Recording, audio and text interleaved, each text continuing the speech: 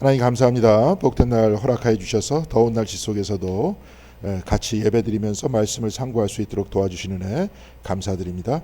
말씀 속에서 하나님을 찾기 원하오니 주님께서 우리를 만나주시고 또한 이 가운데 하나님이 살아계심을 체험할 수 있는 저희들이 될 수 있도록 도와주시고, 특히 우리가 성령 하나님의 역사를 배우고 있사오니 이 가운데 성령 하나님, 우리 가운데 임재하시는 성령 하나님을 우리가 잘 이해하고 체험하고 살아가는 귀한 삶이 될 수 있도록 주께서 함께하여 주시길 바라오며, 이 모든 말씀 우리 주 예수 그리스도 이름으로 기도드렸습니다. 아멘. 예, 지금 마이크가 볼륨 살짝 좀 올려주시겠어요? 예. 꽝. 예. 별로 안 더우시죠? 예. 좋습니다. 잠깐만요. 살짝 걸리는데. 오늘 사도행전 이제 8장입니다. 이제 사도행전 9장서부터 사울이 하나님을 만나서 예수님을 만나죠. 다메섹 가는 도상에 주님을 만난 다음에 이제 바울로 바뀌는. 천천히 이제 서서히 바뀌지만 여하튼간에 사울이 등장하는 그 부분인데, 오늘은 이제 사울이 먼저 등장을 합니다. 근데 이제 저번 시간하고 비슷하게 연결되어 있는 게 뭐냐면 평신도에 대한 이야기를 하고 있는 거예요. 그러니까 오늘 빌립에 대해서 이야기를 하는데, 빌립이 사도 빌립이 아닙니다. 여기서 나오는 빌립은 무슨 말씀인지 아시겠죠? 그러니까 뭐 이디오피아 네이시한테 세례를 준다든지, 오늘 그 시몬이라는 그 마술사를 변화시킨다든지, 아니면 이제 말씀을 전하면서 성령께서 함께 하셨다는 이 모든 이야기들은 그 사도 빌립이 아니라 평신도 빌립이에요. 아시겠죠? 이제 그런 거를 저기 말씀해 주시면 좋겠고요. 오늘 그거만 먼저 이야기하고 빨리 읽고 넘어가도록 하겠습니다. 우리가 저번 시간에는 누구 이야기를 했습니까? 스데반 얘기를 했습니다. 스데반 얘기를 하면서 이 사람들이 처음에 사도들이 말씀을 전하다가 분배도 사도들이 했다는 거예요. 그러니까 초창기에는 교회에서 모든 재산을 다 관리를 하고 사람들한테 나눠줬다는 거죠. 그렇죠. 다 나눠줬었는데 그 일까지 사도들이 다 했다는 거예요. 근데 그 조직들이 커지다 보니까 나중에 사도들이 말씀 전하는 시간이 없었다는 거죠. 벅찼다는 거예요. 그래서 그 부분은 누구한테 맡겼습니까?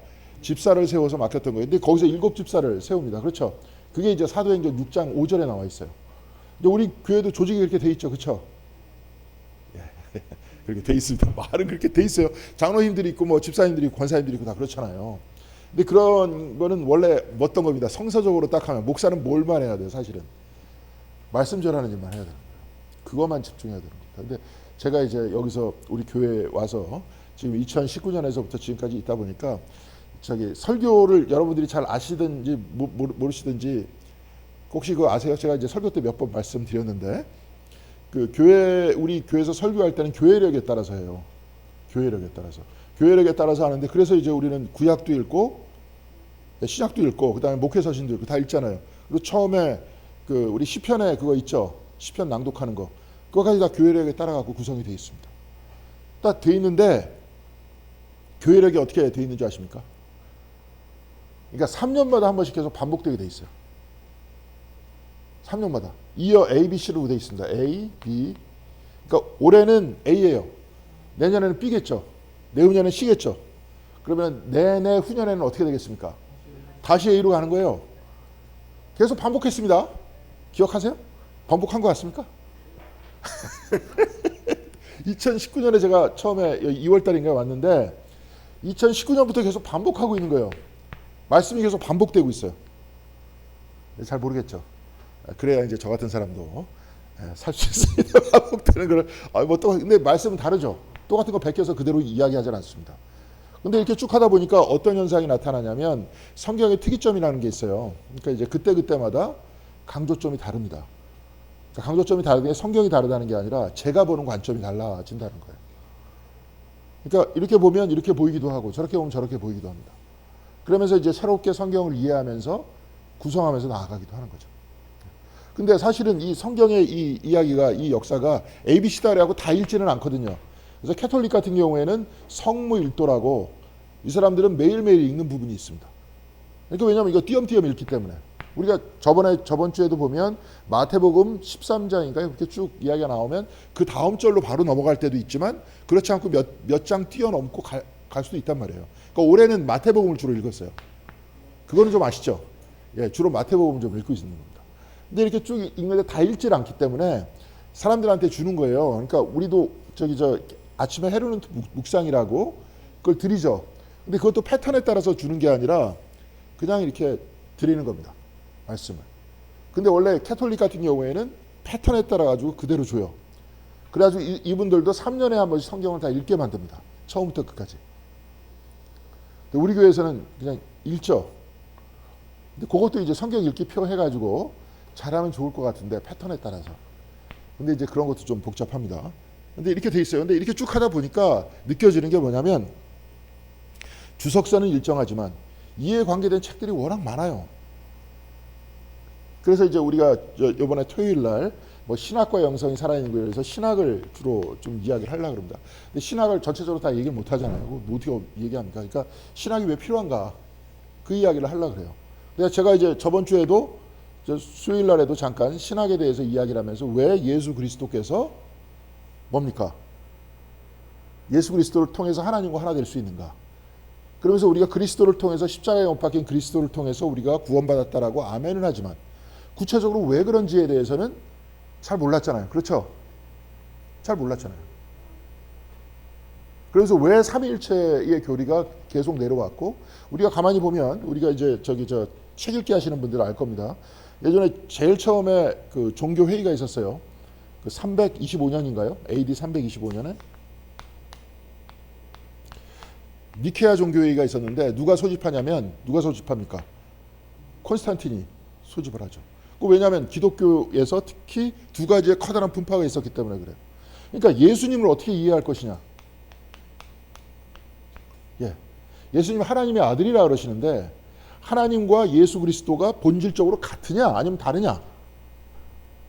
그래서 호모우시아라는 그때 논쟁이 있었는데 호모우시라는 건 동일 본질이라 그래요.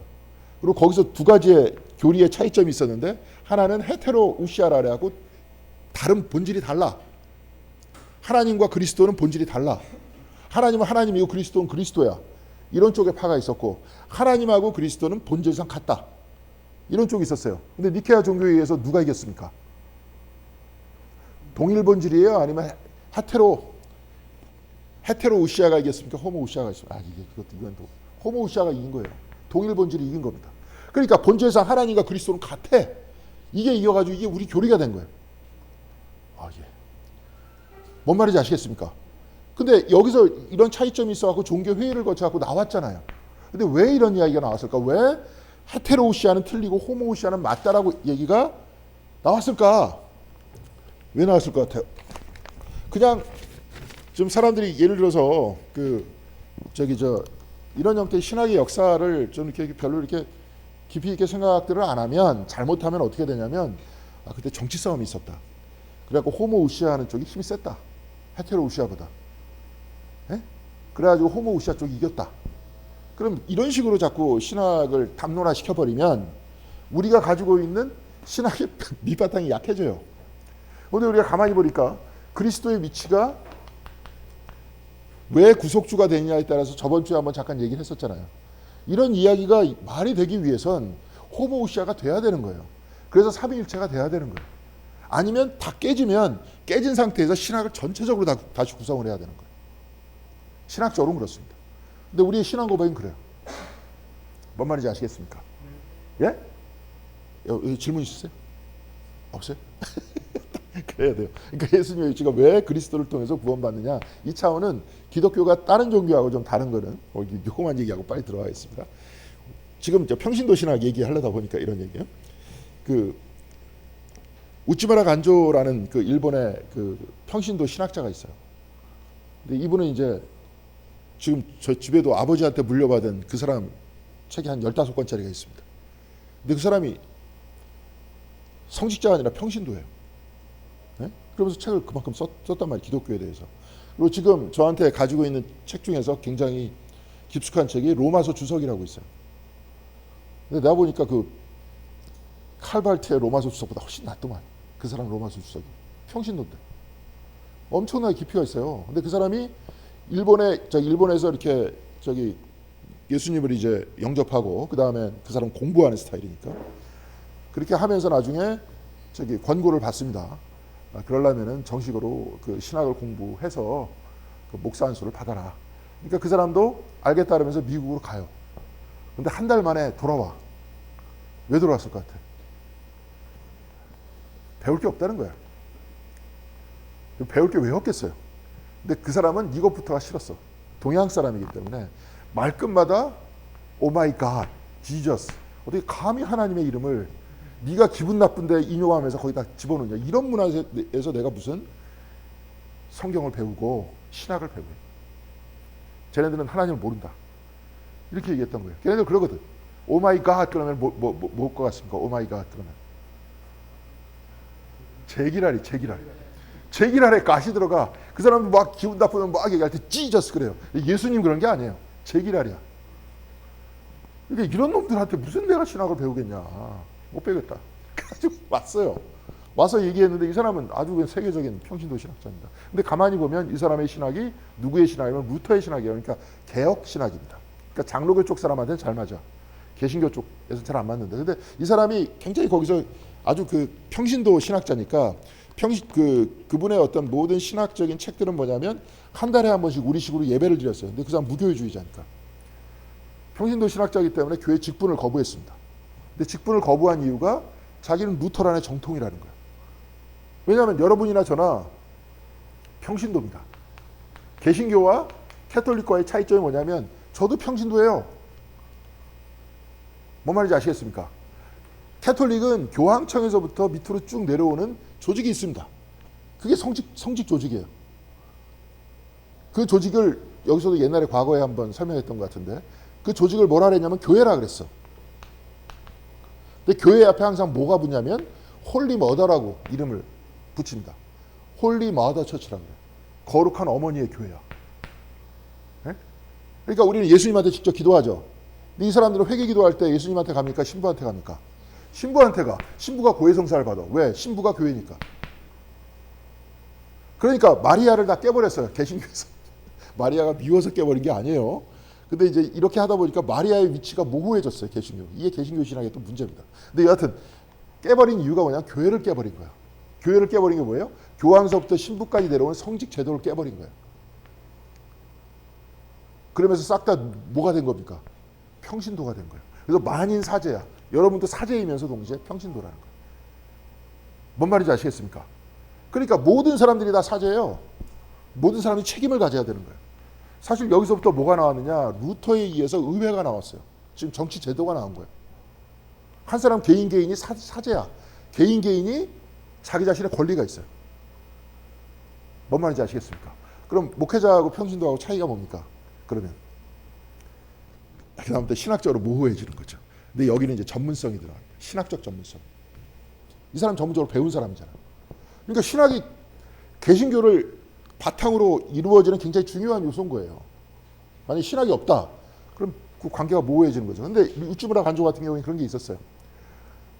이 사람은 나름대로 평신도인데도 불구하고 전문적으로 공부를 했으니까 자기가. 그러면서 얘기를 할 때 평신도 때문에 이렇게 두 가지를 나눕니다. 세상엔 두 가지의 종교가 있대. 하나는 인간이 하나님을 찾아가는 거예요. 인간이 하나님을 찾아가는 종교가 있어. 하나님을 향하는 종교. 두 번째는 어떤 종교가 있습니까? 거꾸로죠. 하나님이 인간을 찾아오는 종교가 있어요. 자, 기독교는 어느 쪽이에요? 이겁니까? 이겁니까? 하나님이 인간을 찾아오는 종교죠. 하나님이 사람의 모양을 가지고 이 땅에 내려오셔서 그 다음에 십자가를 지셨어. 그러니까 과거에는 모든 사람들이 누구 안에 있었습니까? 아담 안에 있었어. 그래서 이제는 누구 안에 있습니까? 그리스도 안에 있어. 그래서 고린도 후서 5장 17절에 보면 누구든지 그리스도 안에 있으면 새로운 피조물이야. 그래서 이전 것은 지나갔어. 아담의 때는 끝났어. 이제 새 것이 됐어. 새 것이 뭡니까? 아담은 죽어야 돼. 육체를 지닌 존재는 다 죽어야 돼. 근데 여기서 그리스도 안에 있는 존재는 어떻게 됐다 그랬습니까? 십자가를 통해서 구원을 받는다는 거예요. 이거를 내가 한 게 아니라 누가 한 거예요? 하나님이 하셨다는 거예요. 이거를 누구든지 그리스도 안에 있다라는 차원은 뭡니까? 받아들이는 거예요. 그러니까 전도하는 거예요. 더 깊이 들어가면은 받아들여서 갑자기 신통력이 생기는 게 아니라 뭡니까? 어떤 얘기 같아요? 우리가 하고 싶은 얘기는 그렇게 돼 있는 거를 깨닫는 거죠. 내가 하나님의 사랑을 받고 있는 존재라는 것을 깨닫는 겁니다. 내 앞에는 죽음이 기다리지 않고 영생이 기다리고 있다는 것을 깨닫는 겁니다. 나를 하나님께서 사랑해 주신다는 것을 알게 되는 겁니다. 뭔 말인지 알겠죠? 그러니까 내가 완벽해서 내가 하나님께로 나아가기 위해서는 내가 어떻게 되는 겁니까? 완벽해야 되잖아. 그래서 욕망도 떨쳐내야 되고 금식도 해야 되고 그래 막 도인처럼 살아야 될 거 아니에요. 그래야 신과 비슷한 존재가 돼야 되는데 될 수 있습니까? 없습니까? 없다는 거예요. 최대한도로 거룩해지려고 노력을 해. 근데 안 되는 거야. 기독교에서는 이게 안 된다는 거야. 되는 건 뭐예요? 하나님에 의해서 내가 되는 거예요. 이게 그래서 이걸 뭐라 그럽니까? 여기서는 은혜라 그러고. 은혜에 의해서 구원받는 거예요. 노력에 의해서 구원받는 게 아니라. 그래서 우리는 이쪽이라는 거야. 이쪽으로 뭐 이슬람도 여기서부터 이쪽으로 간다는 거야. 유대교도 율법을 지켜서 이렇게 간다는 거야. 근데 안 된다는 거야. 그래서 그리스도께서 내려오셔서 우리를 이렇게 해주셨다는 거예요. 이걸 받아들인다는 거예요. 근데 이런 차이가 무슨 차이입니까? 뭐의 차이 같아요? 신학의 차이잖아. 신학의 차이가 완전히 다른 종교를 만들어냈잖아 지금. 그래요 안 그래요? 근데 웨슬리는 다시 인간이 하나님께로 가는 그 이야기를 합니까 안 합니까? 해. 성화를 통해서. 은혜에 감사해서 은혜에 합당한 삶을 살려고 그래 인간이 자꾸. 뭐냐면 이걸 이렇게 얘기하면 또 말이 좀 이상해지니까 이렇게 얘기하겠습니다.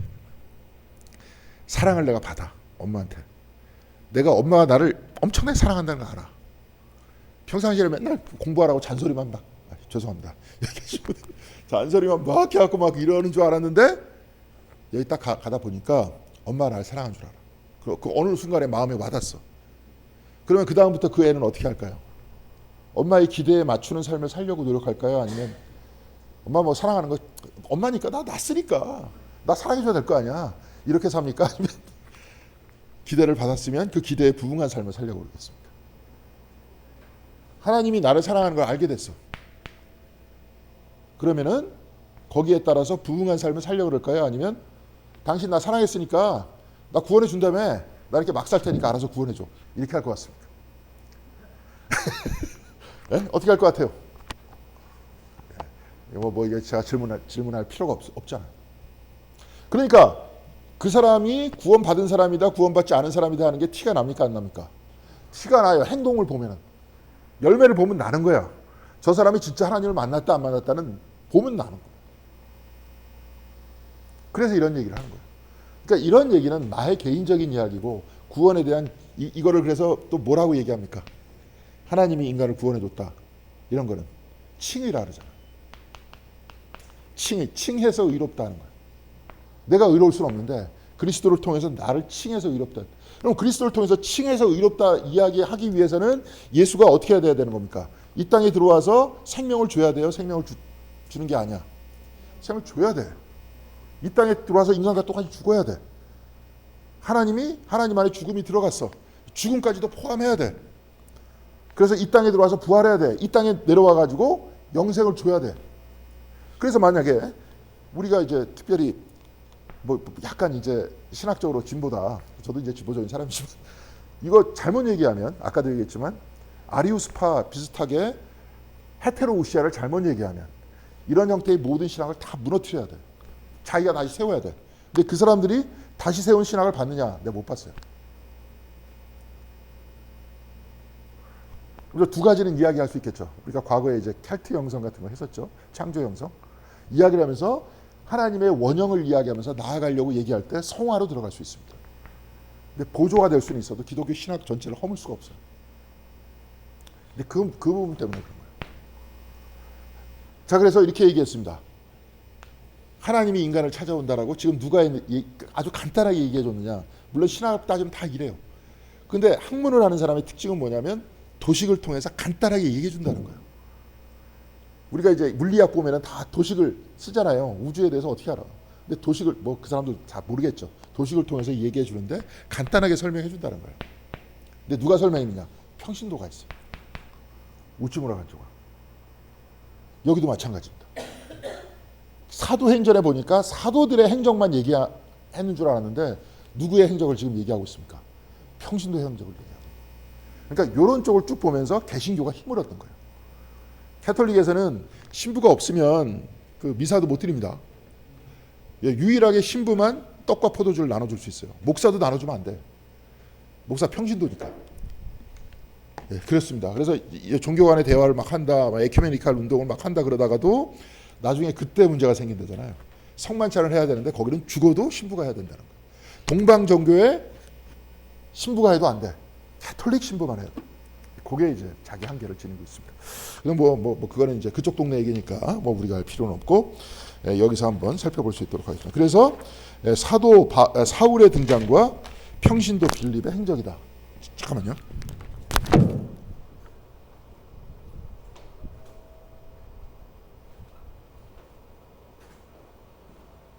예, 이렇게 됐던 겁니다. 그래서 오늘 평신도 그 행적이 어떤 건지, 특히 사도행전이라고 이렇게 이야기를 하고 있지만 제가 볼 때 이 사도라는 형태의 표현보다도 성령이라는 표현이 더 좋은 것 같아요.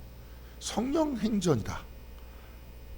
그러니까 누가복음 같은 경우에는 그리스도에게 성령께서 임재하셔서 성령의 사람은 그리스도 한 분이었는데, 그렇죠? 나중에 사도 쪽으로 넘어오게 되면서 갑자기 사도들을 통해서 평신도들을 통해 성령께서 역사하시는 거예요. 그러니까 누가복음 이 사도행전은 누가복음 제2 파트 2였다 그랬잖아요. 그렇죠? 그러니까 누가복음 1은 지금 우리가 알고 있는 누가복음이고 누가복음 2는 사도행전이었어요. 과거엔 그렇게 돼 있었어요. 누가복음 제2복음서였어요, 이게. 그러니까 이제 그렇게 얘기해야 되지 않나 그런 생각입니다. 자, 그래서 우리가 이제 사도행전 8장을 한번 살펴볼 수 있도록 그렇게 하겠습니다. 8장 1절 같이 보겠습니다. 사울은 스데반이 죽임당한 것을 마땅히 여겼다. 그날에 예루살렘 교회에 큰 박해가 일어났다. 그래서 사도들 이외에는 모두 유대 지방과 사마리아 지방으로 흩어졌다.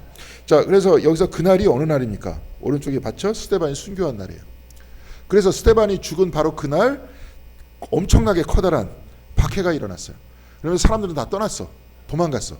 근데 사도들은 어떻게 했다 그랬어요? 네? 사도들은 예루살렘에 남았어요. 교회에 남았어요. 사도들은 교회에 남았고 신도들은 흩어졌다는 거예요.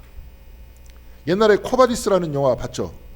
예, 봤죠. 그러니까 나중에 박해가 일어나니까 베드로가 도망갑니까? 도망 안 갑니까? 처음에는 도망가죠. 그러니까 신도들이 도망가라 그러죠. 왜냐하면 여기서는 이제 다 몰살당하면 교회가 사라지는 거 아니냐. 그러니까 당신이 나가서 딴 쪽에서 교회를 만들어야 될 거 아니냐. 그러면서 가라 그럽니다. 근데 가다가 이제 주님을 만나죠. 그러면서 거기서 그런 얘기를 하죠. 내가 십자가에 못 박히러 간다. 그러니까 이제 베드로가 돌아와서 로마에서 순교를 당하죠. 그러니까 어떻게 되는 거예요? 사도들은 남아 있어야 되는 거예요. 그러니까 전쟁이 일어났다 그러면 저는 어떻게 해야 되는 겁니까?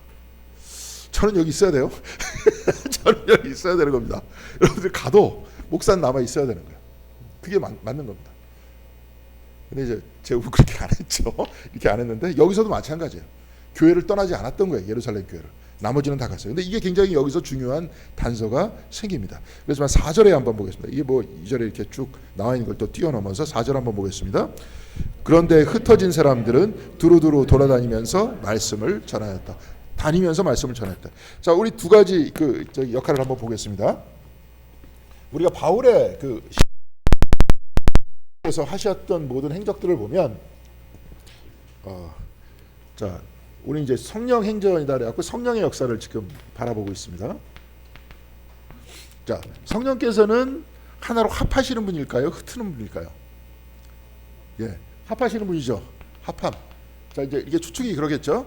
근데 성령과 반대됐을 때 지금 사울이 박해를 시작했을 때 사람들은 모여졌습니까? 흩어졌습니까? 흩어졌잖아요. 근데 흩어졌는데도 사람들은 어떻게 했습니까? 전도를 했잖아요. 그 가운데 또 하나됨을 이야기를 하죠. 이게 굉장히 중요한 겁니다. 그러니까 제가 이번에 이제 주일날 설교하려고 설교를 준비하다 보니까 현대 그 심리학 지금 저도 다시 한번 읽으면서 그 깨달았던 거예요. 근데 현대 심리학 같은 경우에는 모든 인간의 뿌리를 어디로 보냐면 어머니의 뱃속이나 어머니의 품으로 봐요. 그러니까 사람들이 이런 정신 기저라든지 질환들이 생겨난 이유가 뭐냐면 어머니가 하나였다가 어머니가 나눠진 거야. 나눠지면서 그때 요번에도 이제 구트만이라는 사람 뭐라 그러냐면 하나됨을 융합적 하나래요. 융합. 그냥 이제 학술적인 얘기니까 그냥 여기서 듣고 까먹으면 돼. 그냥 하나인 거야 원래. 뱃속이니까 그냥 하나였잖아요. 그렇죠? 어머니가 죽으면 태아도 죽습니까? 안 죽습니까? 죽어요. 하나니까. 그러다가 나왔어. 애가 나왔어. 애가 나온 다음부터는 애는 어떻게 해야 돼? 어머니하고 분열이 됐죠. 그 다음부터 뭘 해야 되는 거예요? 애가 해야 되는 거예요. 과거와 같은 융합적 하나의 단계는 아니야. 그러니까 애가 막 밤에 막 울어. 밥 달라고. 그럼 엄마가 잘 주면 되는데 엄마가 힘들어 어떨 땐. 그럼 짜증을 내. 그러면 애는 알아. 어느 때 짜증을 내는지 알게 될 거 아니에요. 그럼 상처를 받아야 안 봐요. 나이가 든 사람이 이해하겠지. 엄마가 힘드니까 짜증 내는 거야. 근데 애기는 이해합니까? 안 합니까? 애기는 이해할 것 같아? 엄마가 짜증 내는 거? 아, 우리 어머니께서 힘드시니까 내 짜증 내는구나. 그럴 것 같아? 이해 못 하잖아. 이 모든 것들이 뭘로 남습니까? 다 상처로 남는 거예요. 그래서 상처 나는 행동을 하려고 그래요? 안 하려고 그래요? 안 하려고 그래. 안 하고 자기가 잘해야 어머니와 하나 될 수 있으니까. 그 다음부터는 뭐가 돼요? 융합적 하나가 아니라 사회적 하나가 되려고 그래. 정치를 하기 시작해. 사회적으로 하나가 되려고. 그래서 가만히 보면 우리들도 사람들이 움직이는 방향을 보면 어느 쪽으로 움직입니까? 분열 쪽으로 움직이려고 그래요? 아니면 하나됨으로 움직이려고 그래요? 이게 더 안정되어 있기 때문에 이쪽으로 움직이려고 그래요. 자꾸. 근데 생각에 따라 다 달라. 이쪽으로 가야 하나 되는 길인지 이쪽으로 가야 분열되는 길인지 잘 몰라. 맨날 이걸로 먹고 사는 사람들이 누구예요? 하나됨과 분열 요 사이에서 왔다 갔다 하면 줄타기 하는 사람들. 정치하는 인간들이잖아요. 줄 서는 거잖아.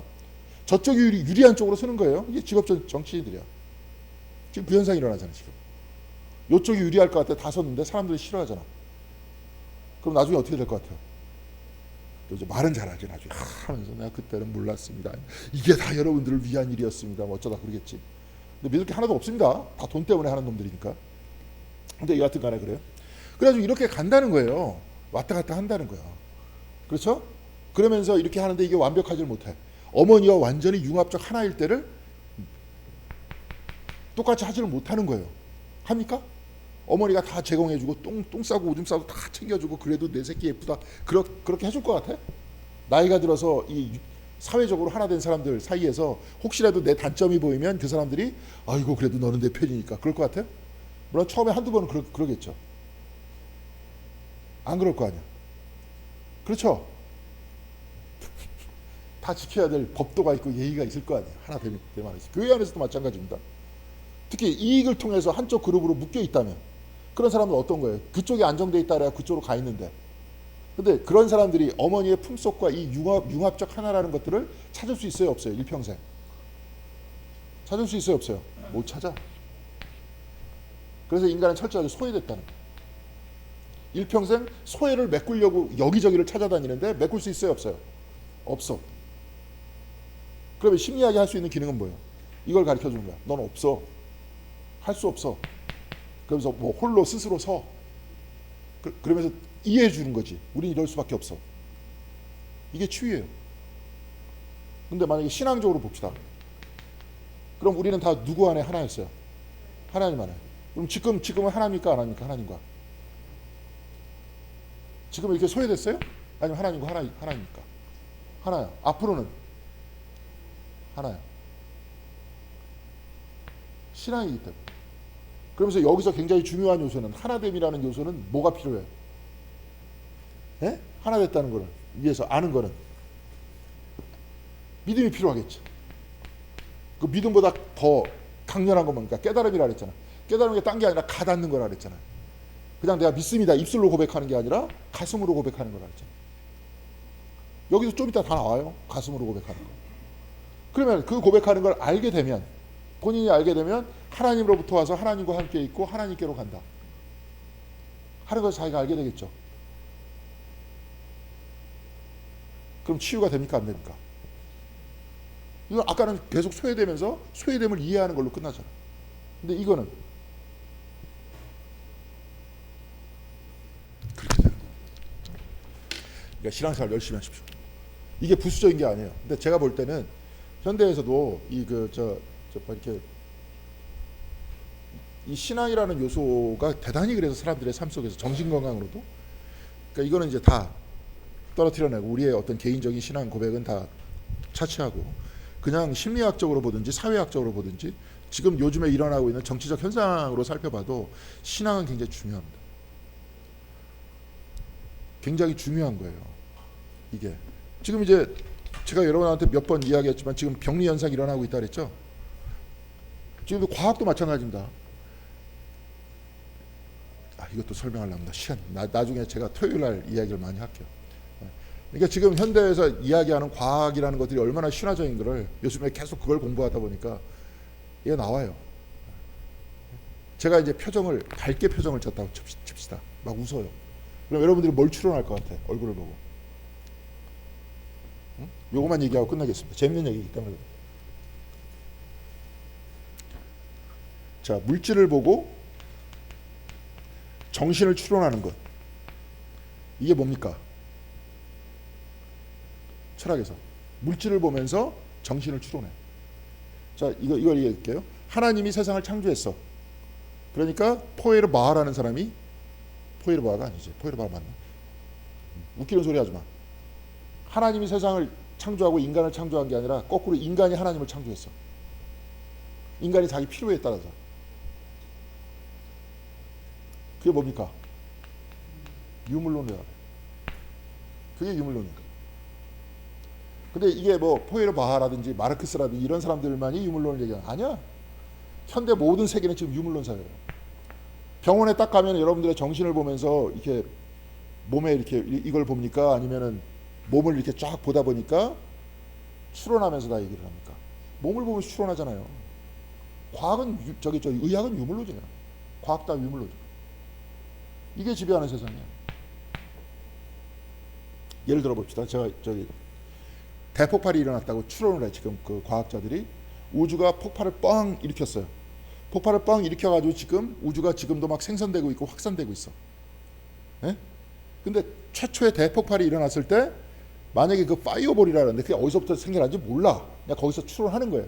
근데 조그만 그 불덩어리가 있었는데 이 불덩어리가 어마어마하게 강력한 에너지를 가지고 있는 거예요. 전체 우주를 포함할 수 있는 어마어마한 에너지를 가지고 있어요. 근데 그 크기가 볼펜 싱알보다도 작았대. 엄청나게 작은데 지금 이 우주를 다 품어 안을 만큼의 에너지를 가지고 있던 거예요. 근데 그게 어디서 왔느냐? 몰라. 그냥 추측하는 거예요. 거기까지만 가 있어요, 물리학이. 근데 여기서 폭발을 해. 근데 이 폭발하기 위해서는 뭐냐? 이 폭발에서 이 우주가 생기기 위해서는 10의 60분의 60승이에요. 10의 60승분의 1도라든지 10의 60승분의 1도가 높다든지 말이 꼬이네. 높든지 낮든지 그런 폭발이 일어나지 않았어. 뭔 말인지 알겠어요? 폭발이 안 일어나. 10의 60승이면은 몇 개니까 이 10의 공짜가 60개 달려야 돼요. 그분의 1도야. 0.1도도 아니라 10의 60승분의 1도예요. 그게 높거나 낮으면 폭발이 안 일어났어. 자, 그러면은 우리는 추론할 수 있어요. 그러니까 이 낮은 확률로 이렇게 우주가 있고 여러분도 있고 저도 있고 이 전체 우주가 생성되기 위해서는 하나님께서 존재해야 되는 것 아닌가라고 추론을 해. 그럼 추론이 돼요, 안 돼요? 추론할 수 있어요, 없어요? 있죠. 지네들 다 추론하잖아.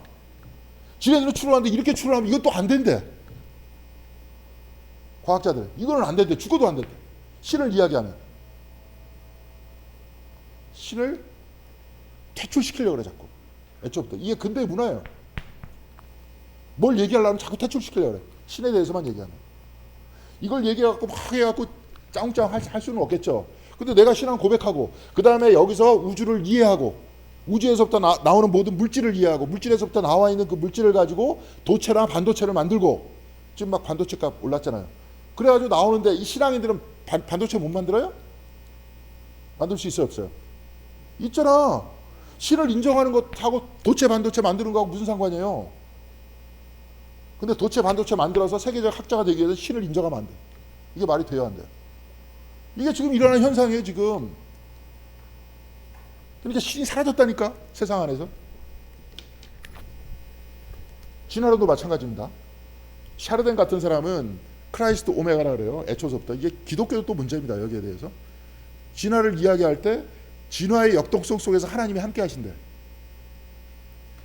그럼 하나님께서 끌고 가신다는 거야, 자기를. 그러면서 진화론을 연구할 수 있어요, 없어요? 그러면 기독교인들도 있죠. 뭐가 문제야? 다 연구할 수 있어요. 생물학 다 연구할 수 있어. 근데 그러면 안 된다는 거야. 유독 기독교에만. 물론 이제 기독교가 잘못한 게 많죠. 제 딸애한테 이제 생물학을 전공해서 이렇게 이런 얘기를 하니까 그건 기독교가 많이 잘못해서 그랬대, 중세 때. 자, 권력들을 가지고. 근데 우리가 잘못했어요? 왜 한국에 있는 기독교가 잘못했냐고. 물론 요즘에 잘못하죠.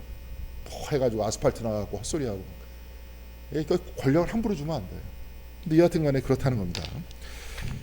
잠깐 그 이야기를 했었을 뿐입니다. 근데 그런 부분은 그렇다 이거예요. 그러니까 여하튼 간에 그러니까 성경 공부 열심히 하고 그렇다는 거예요. 우리 쭉 읽어가겠습니다. 자, 그래서 좀 하나됨과 흩어짐에 대해서 이야기하려다 이렇게 된 거예요. 근데 여기서 갑자기 빌립이 등장합니다. 5절 같이 읽겠습니다.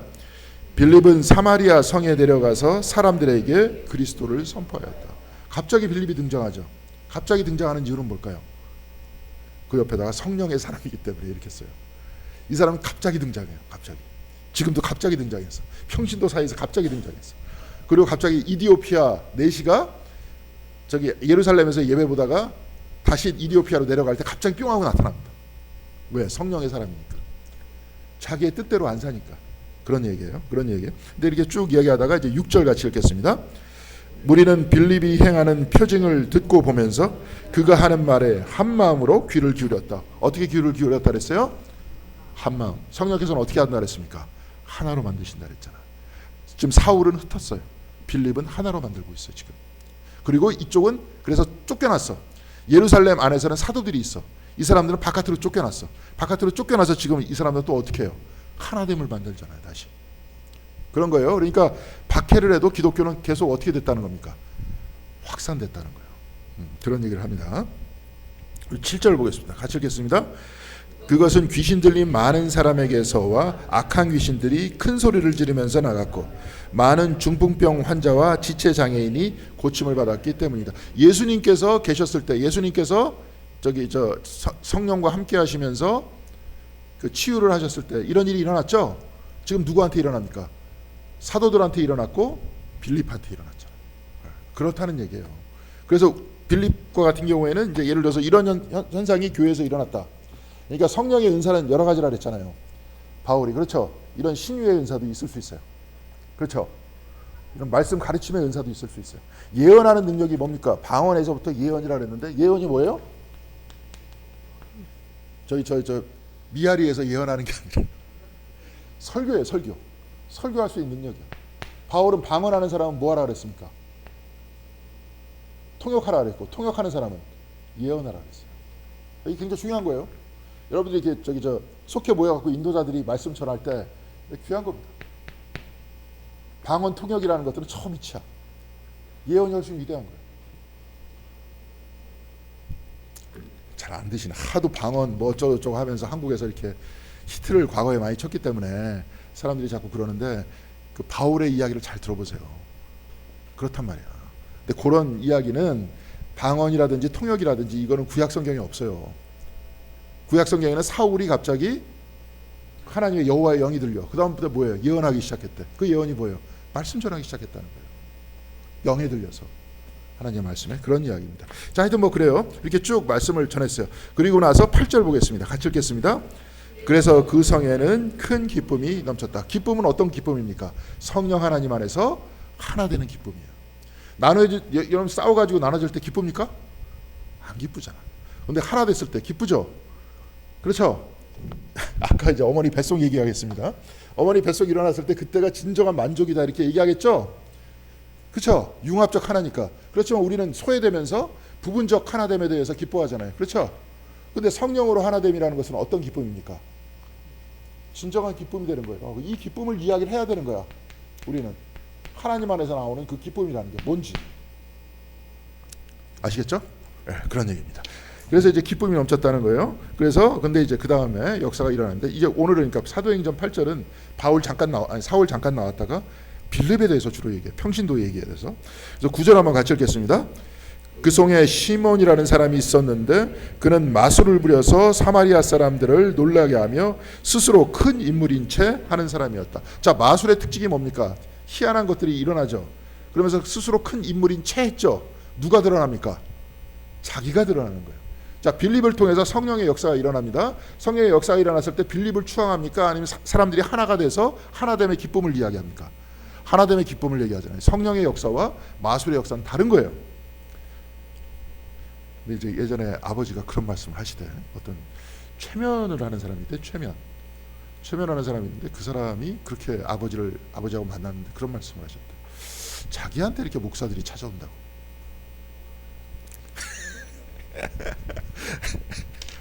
주의하십시오. 그래서 아버지도 옛날에 기도원을 많이 다니던 분이었는데 갑자기 기도하는데 이제 집회가 있다 그래서 갔더니 찬송가를 8번을 부르게 하더래요. 네? 그러니까 우리가 좀 아까 찬송가 불렀잖아요. 찬송가 91장 8번을 부르게 하더래요. 그럼 8번쯤 부르면 어떤 현상이 일어날까요? 그렇게 해서 딸딸하게 해서 그래서 나중에 그렇게 되다 보면 우리 이단도 마찬가지입니다. 하다 보면 누구를 추앙하게 됩니까? 교주를 추앙하게 되잖아. 지금 나가는 거 똑같잖아요.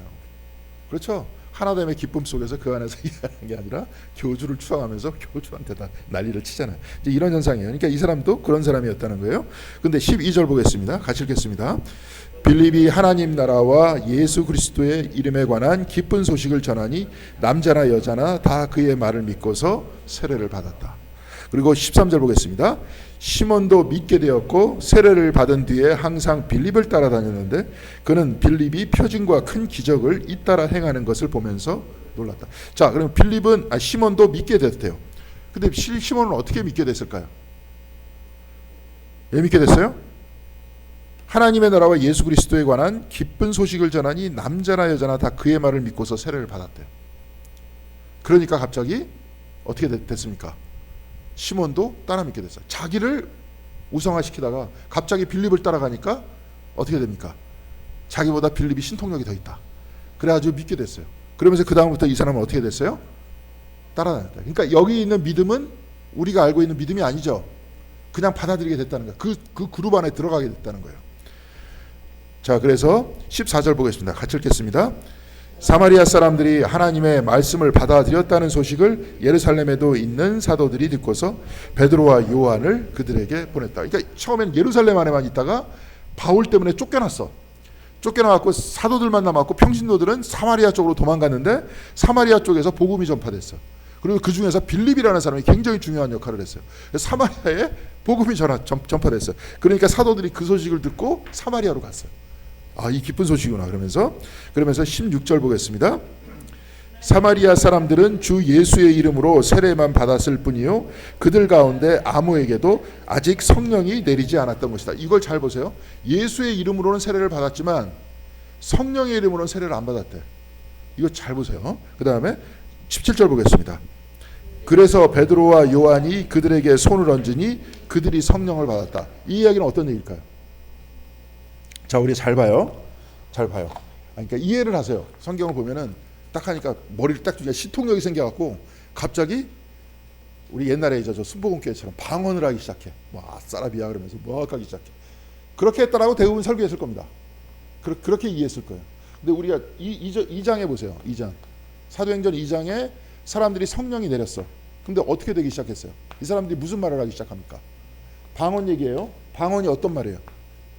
아싸라비아가 아니야. 아싸라비아가 아니라 그 동네 말이야. 네? 갑자기 이제 여기 우리 유장로님이 이제 전라도 어디죠? 영안 장서. 근데 전라도 사투리는 별로 이렇게 사투리 같지가 않잖아요. 서울말하고 비슷하잖아요. 그러니까 완전히 말이 거의 틀린 제주도는 막 단어가 다르잖아요. 단어가. 그러니까 못 알아듣습니다. 그 사람들이 말하면. 근데 갑자기 제주도 말을 해. 그러니까 서울말로 말씀을 이렇게 얘기를 하면 잘 못 알아듣다가 제주도 말로 말씀을 가리키기 시작해. 그러니까 이 사람들이 제주도 말로 알아들어. 그리고 제주도 말로만이 아니라 제주도 문화 안에서 말씀을 이야기했어요. 뭔 말인지 아시겠습니까? 이스라엘의 문화 속에서, 유럽의 문화 속에서 기독교가 형성이 돼 기독교가 커졌는데 한국에 들어와서 한국의 말로 한국의 문화 안에서 말씀이 전해졌어요. 그래서 예전에 이제 고야마라는 사람이 그렇게 얘기를 하더라고요. 쿠시코 고야마라는 사람이 서양의 특히 사막의 기후 속에서는 사람들이 직선적 세계관밖에 가질 수밖에 없었다. 여기서 오아시스를 찾아가야 되는데 내가 오아시스를 못 찾았어. 저희가 오아시스를 알고 있다고 내가 지도를 가지고 있는데 그 지도가 잘못된 지도야. 그쪽으로 딱 가면은 그 사람은 어떻게 될까요?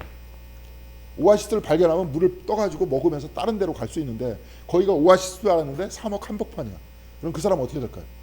죽어. 그래서 그 당시에 쉽게 얘기해서 저쪽에 어떤 중동에 있어서의 문화는 어떤 문화예요? 직선적 문화가 될 수밖에 없어요. 그런데 동아시아의 문화라든지 이게 동남아시아의 문화는 뭐냐면 순환론적 문화예요. 우리 같은 경우에 1년에 일모작을 하지만 베트남 같은 경우에는 어떻게 합니까? 사모작까지 해요. 날씨가 따뜻하니까. 그러니까 그런 문화 안에서, 그런 순환론적 문화 안에서 세상을 이해하고 있는 사람한테 하나님을 어떻게 가르칠 거냐? 어떻게 가르칠 수 있을 것 같아요? 이런 직선적 문화 안에서 가지고 있는 하나님을 얘기하면은 귀로는 듣겠지만 마음으로 와닿겠어요? 와닿지 않지. 근데 만약에 이 문화 안에서 하나님을 완벽하게 해석을 했다. 그러면서 이 안에서 이 해석을 가지고 그 사람들한테 얘기를 하면 이 사람은 알아들을까요? 안 알아들을까요? 알아들어. 이게 성령의 역사예요. 그의 언어와 그의 문화화 시키는 거. 그래서 내가 귀로만 듣다가 마음으로 깨닫는 거. 이게 성령의 역사.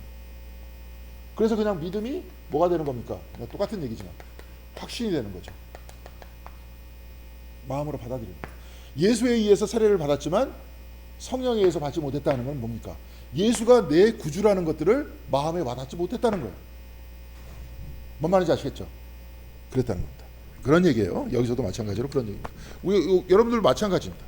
우리의 삶과 우리의 문화 속에서 왜 그리스도께서 우리의 구세주가 되시는지를 자기가 만나야 되는 거예요. 자기의 문화 속에서, 또 가정마다 문화가 다르잖아요. 자기의 세계관도 다르잖아요. 그렇죠. 아까 심리학 잠깐 얘기했지만 내가 가지고 있는 삶의 역경이라든지 나의 아픔이라든지 다르잖아요. 근데 그 아픔을 짊어지시고 나를 사랑해 주신다는 그리스도를 내가 만나야 되는 거예요. 내가 가지고 있는 상처 때문에 내가 성격이 이상해졌어. 그래서 나는 분명히 하나님과 동행하기 위해서 내 이 성격 고쳐야 돼. 그러지 않고는 내가 하나님 앞에서 부끄러운 존재야. 이렇게 여기다가 갑자기 어느 순간에 너의 성격과 너의 아픔과 상처에도 불구하고 나는 너를 사랑한다. 하나님을 만났을 때 그때 하나님은 나의 하나님이 되는 거잖아. 나는 이렇게 형성이 됐고 난 이렇게 50년 60년을 살아왔는데 그럼에도 불구하고 나를 사랑한다. 그런 하나님을 만나는 거예요. 그게 성령의 역사인 거예요. 이제 그래가지고 이제 받아들이는 거예요. 그래서 18절 보겠습니다. 같이 읽겠습니다. 시몬은 사도들이 손을 얹어서 성령을 받게 하는 것을 보고 그들에게 돈을 내고서 돈을 냈대. 그러면서 19절 보겠습니다. 같이 읽겠습니다.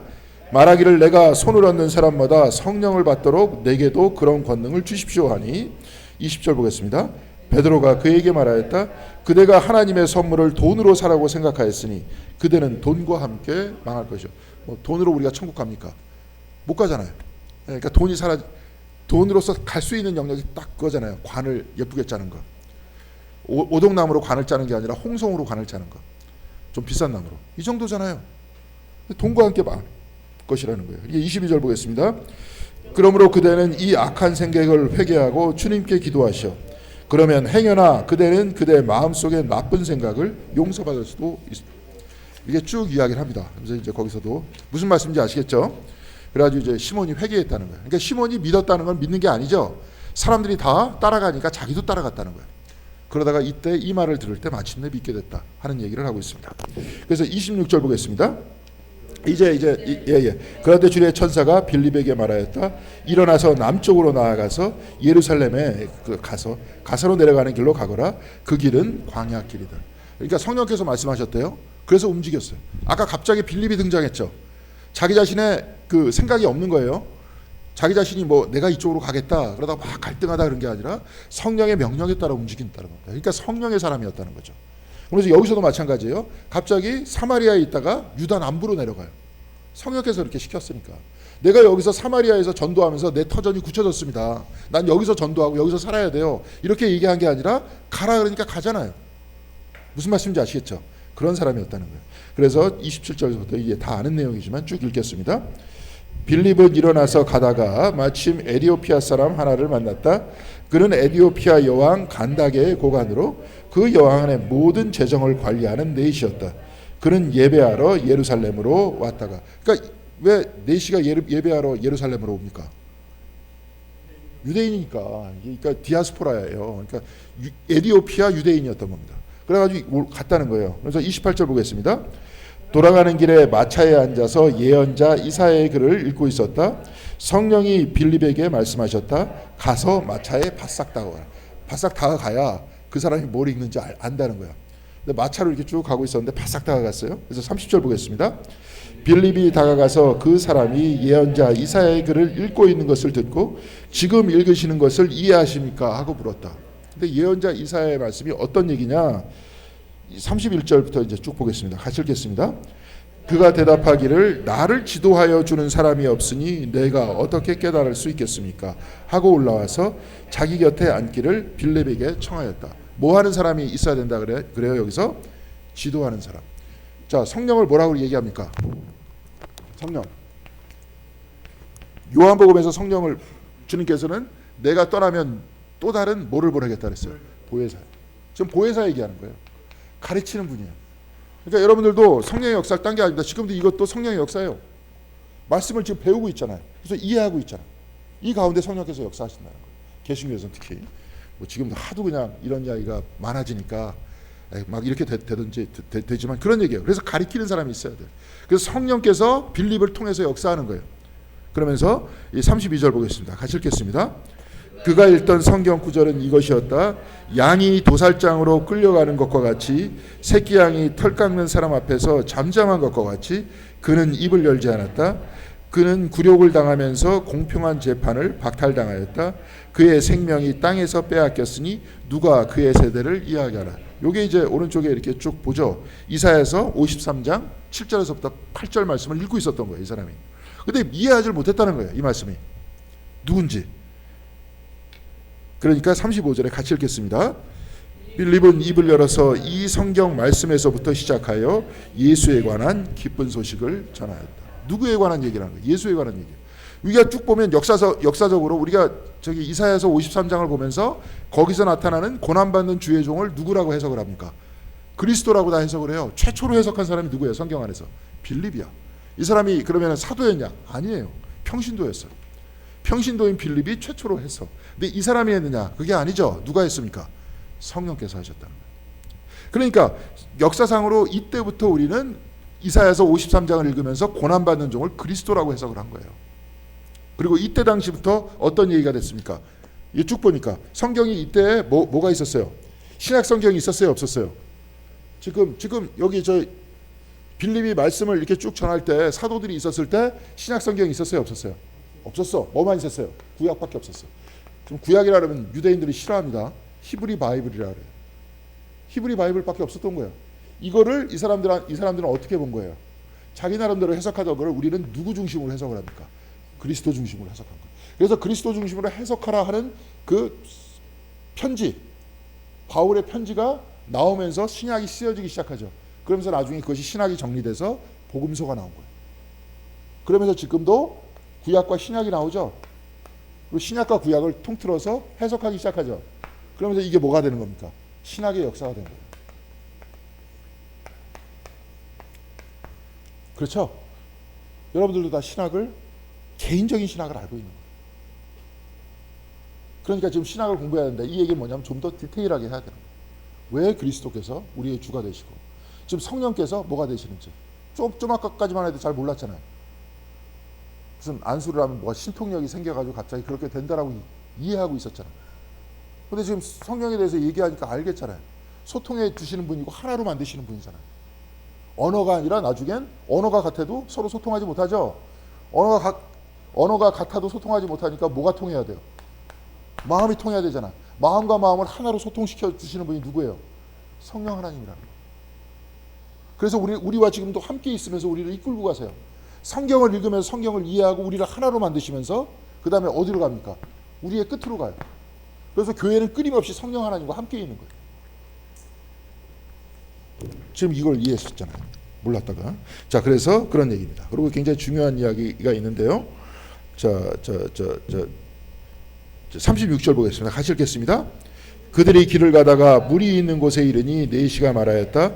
보십시오, 여기에 물이 있습니다. 내가 세례를 받는데 무슨 거리낌이 되는 것이라도 있습니까?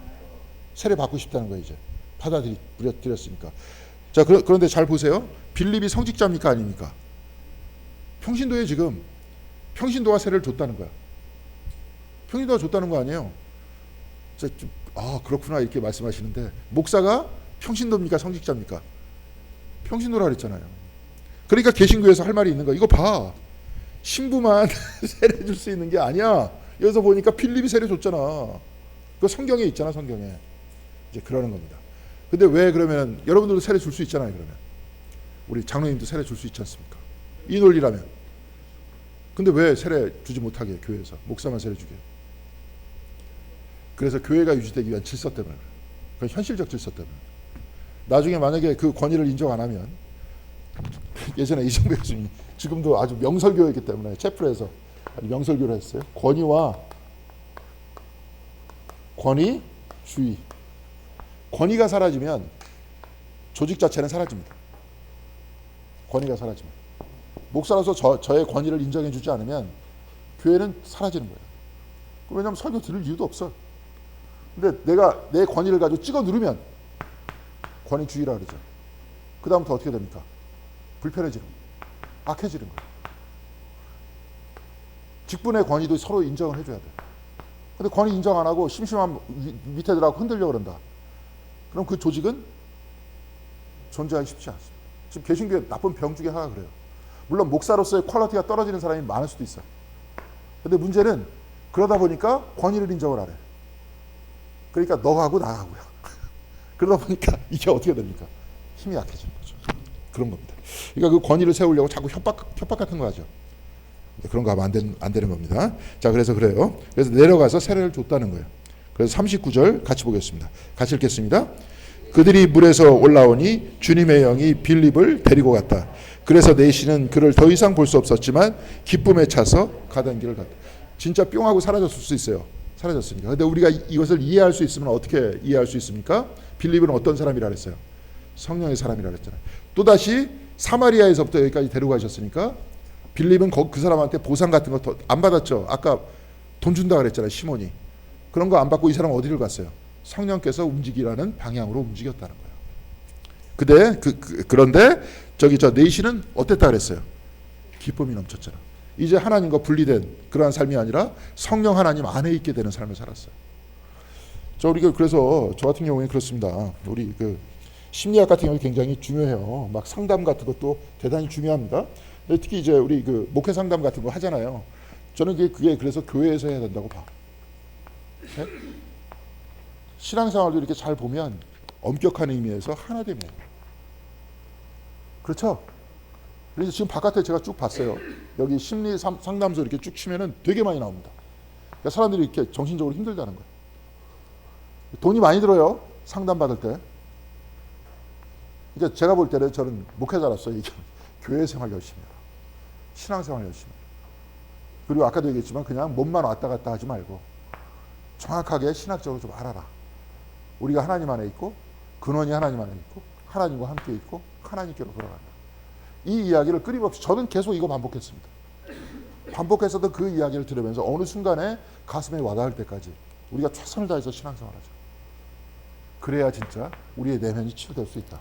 이렇게 생각을 합니다. 자, 그래서 마지막에 40절 읽겠습니다. 같이 읽겠습니다. 그 뒤에 빌립은 아소도에 나타났다. 그는 돌아다니면서 여러 성에 복음을 전하다가 마침내 가이사랴에 이르렀다. 자, 빌립을 움직이게 하는 이는 누굽니까? 성령 하나님이었다는 거예요. 다 성령 하나님에서 그는 움직였어요. 그는 드러나는 행동이었어요. 자, 그래서 성령 하나님께서는 지금 빌립한테 뭐라고 시킵니까? 말씀을 전하라고 시키죠. 그리고 말씀을 전하면서 하나됨이라는 그 이야기를 전해주고 있습니다. 그런 이야기를 쭉 해주고 있어요. 자, 지금 8장 이렇게 쭉 보면 이해 가십니까? 8장 이해됐죠? 자, 빌립 평신도였다는 말 처음 들었죠? 그럼 여러분들도 어떻게 해야 됩니까? 말씀 전해야 될 거 아니에요? 네? 말씀을 전해라. 말씀을 전해라. 아니 교회에 많이 끌고 와라. 그런 소리보다도 하나됨이라는 이야기를 전해라. 사람들 앞에서. 그리고 우리는 복음 안에 있다. 아까도 얘기했지만 그 아담 안에 있었다가 그리스도 안에 있게 됐다. 그래서 그리스도 안에 있어서 어떻게 됐습니까? 우리 앞을 기다리고 있는 건 단절이 아니라 하나됨이다 하는 것들을 서로 나누고 우리가 그것을 믿고 살아가는 것, 이것이 기독교인의 삶이다 하는 이야기입니다. 자, 무슨 말씀인지 다 아셨으니까 뭐 질문은 있으십니까? 없죠? 혹시 질문하시고자 하면 개인적으로 찾아오시면 대답을 해드리겠습니다. 그리고 말씀을 1시간 전까지만 하더라도 몰랐던 걸 지금 많이 알았을 거예요. 몰랐던 많이 몰랐잖아요. 많이 알게 됐잖아요. 그걸 기쁨으로 여기시고 생활하시는 저와 여러분이 되시길 바라겠습니다. 자, 기도하고 마치겠습니다. 하나님 감사합니다. 성령 하나님께서 인도해 주심에 따라서 예루살렘 작은 도시에서 시작한 바로 그 복음이 전 세계에 퍼져나갔고 이를 통해서 예수 그리스도를 붙들고 살아나가는 사람들이 많아졌습니다. 또한 이 일을 통해서 우리가 복음을 귀로만 듣는 것이 아니라 우리의 복음의 삶을 우리가 살아낼 수 있도록 인도하여 주시옵시고 끊임없이 우리가 삶을 살아나가면서 하나됨을 위해서 살아가는 저희들의 귀한 삶 될 수 있도록 주께서 함께하여 주시옵소서. 또한 우리가 말씀을 읽을 때마다 이 말씀이 우리의 삶이 될 수 있도록 도와주시옵시고 또한 말씀 중심으로 저희들이 살아나갈 수 있도록 인도하여 주시어서 세상과는 다른 참된 주님의 백성으로 살아나가는 데 부족함이 없는 저희들의 인생이 될 수 있도록 은총 내려주시길 바라오며 이 모든 말씀 우리 주 예수 그리스도 이름으로 기도드렸습니다. 아멘.